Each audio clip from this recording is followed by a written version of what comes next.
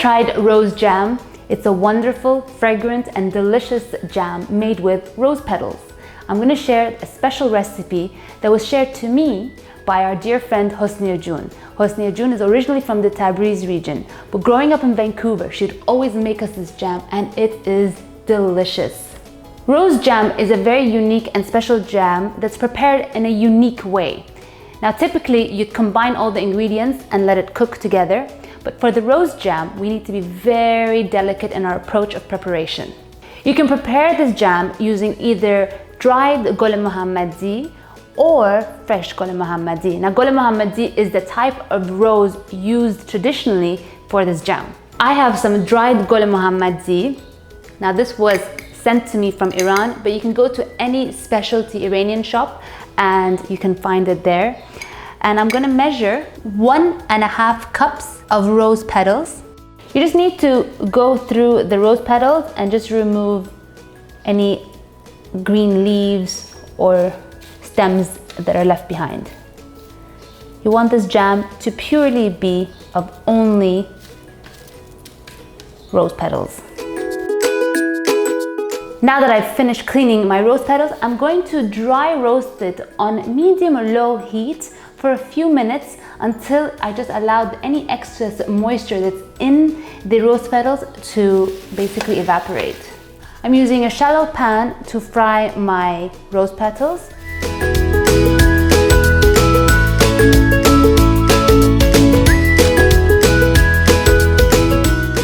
Remove the dry fried rose petals and allow it to cool on a plate on the side.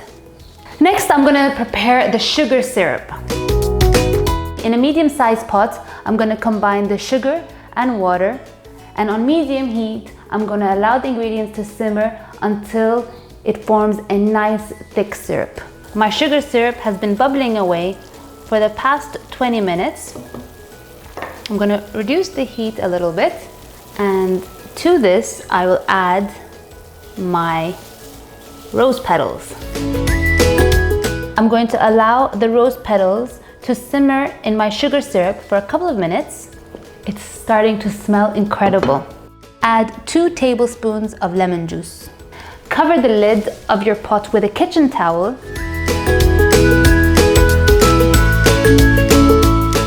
And let this rest for at least 8 hours, ideally overnight. And what this is gonna do is gonna allow all the flavors to get soaked in to the rose petals, and it will thicken properly as it cools down, and the towel protects the syrup from going bad, so any excess heat or condensation that comes from the excess heat will be captured in the towel so that it doesn't spoil my jam. I'm just gonna leave this on the side. My jam has been resting for the past 8 hours, and it's time to check how it looks inside. Look at how beautiful this jam looks. The petals have expanded. The jam has a nice consistency, and now this is ready to be stored. Here I've got my sterilized jar, and I'll just add my jam into it.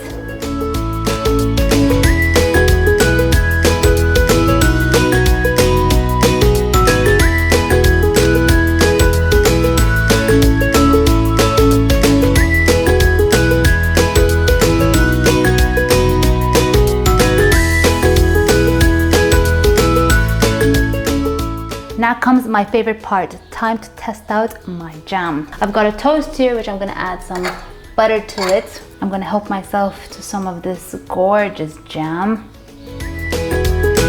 Give everything a nice spread. Oh, that looks divine. And for that moment of truth,